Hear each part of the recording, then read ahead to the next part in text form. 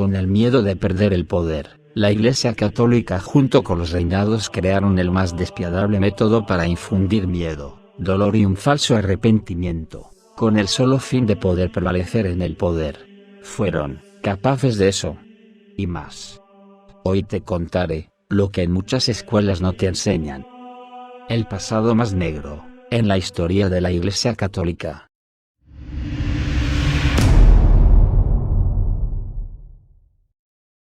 Y la Iglesia debería arrodillarse ante Dios e implorar perdón por los pecados pasados y presentes cometidos por sus hijos e hijas.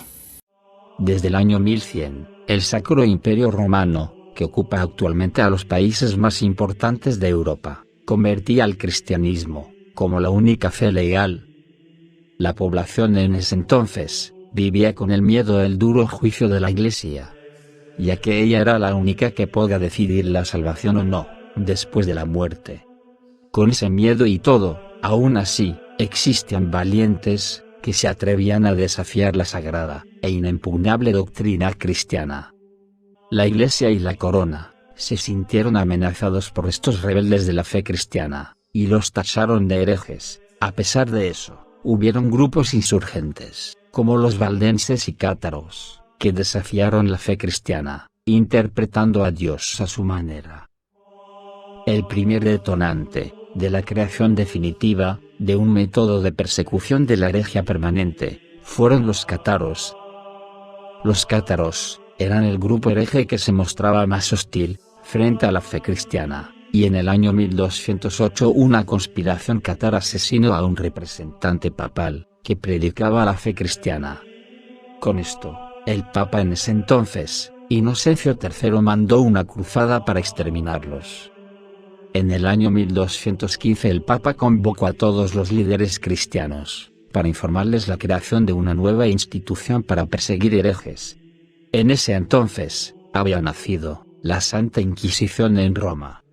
A mediados del siglo XII, el Papa Gregorio IX nombró a los inquisidores, que en mayor parte venía de la orden dominicana. Estos inquisidores llegaron a los pueblos de España, Francia, Alemania e Italia. Ya insertados en los pueblos, los inquisidores tenían una red secreta de informadores espías, llamados cleros parroquiales. También confiaban en rumores de la misma población, para acusar a supuestos herejes. Cualquier acusado se convertía en víctima de arrestos e interrogatorios, y para evitar acusaciones falsas, el inquisidor, al comenzar la interrogación de un sujeto, le pedía que nombrara a todos sus enemigos. Si dentro de los enemigos que dijo el acusado se encontraba el denunciante, inmediatamente quedaba absuelto. De lo contrario se proseguía y se interpretaba que la acusación era real. Lamentablemente, era casi imposible demostrar la inocencia, ya que nunca los acusados conocían el motivo real que los incriminaba, en el caso de los inocentes. Los inquisidores constantemente exigían que el acusado diera nuevos nombres de herejes. Si estos no cooperaban a dar nuevas pruebas o nombres, los ataban a la pared y los dejaban sin comida. Por el solo miedo de eso, los acusados en muchas ocasiones daban acusaciones falsas, solo por el hecho del miedo a las repercusiones que traía no cooperar en la investigación. Pero, lo más temido de todo era la tortura, que en la Edad Media se consideraba como un método aceptable, luego de que el Papa Inocencio IV en 1252 lo volviera legal, siempre que hubieran razones para hacerlo. Un método potente, para que el acusado dijera la verdad.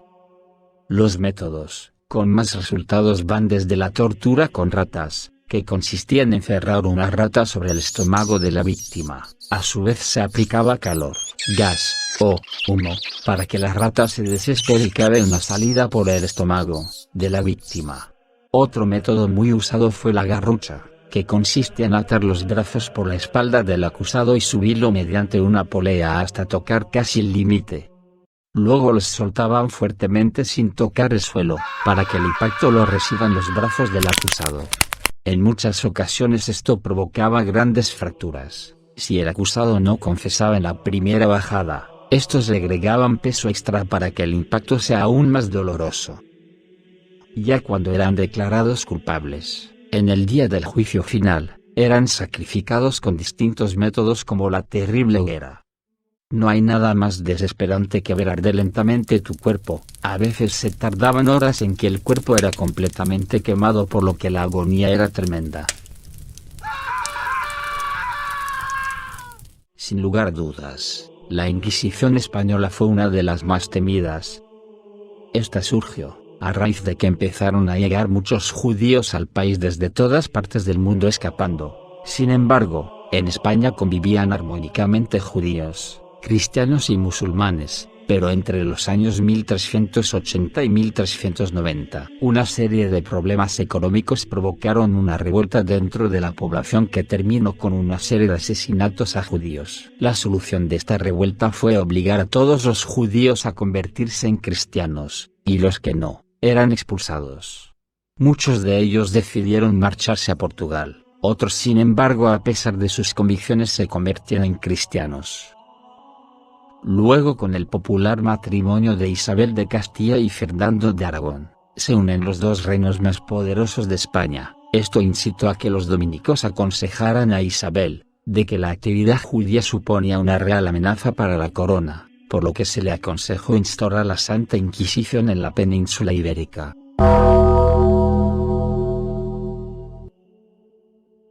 En la Roma de 1517, un monje llamado Martín Lutero, luego de estudiar la Biblia profundamente, se da cuenta que la Iglesia Católica le mentía al pueblo en proclamarse ellos como los únicos en poder otorgar la salvación y el perdón. Para Lutero el perdón venía del real arrepentimiento de la persona, por lo que la Iglesia no era tan necesaria. En ese entonces se forma un gran revuelo, y surge con gran fuerza la Reforma Protestante, que gana adeptos importantes, incluso coronas como la de Dinamarca, Noruega, Finlandia y Suecia. Es ahí, cuando la Inquisición gana al enemigo más reacio de todos, los protestantes. Era cuestión de tiempo de que estas nuevas ideas lleguen al Reino de España. Cuando llegaron se les persiguió de una manera nunca antes vista, ya que una vez acusados no existe el perdón ni el arrepentimiento.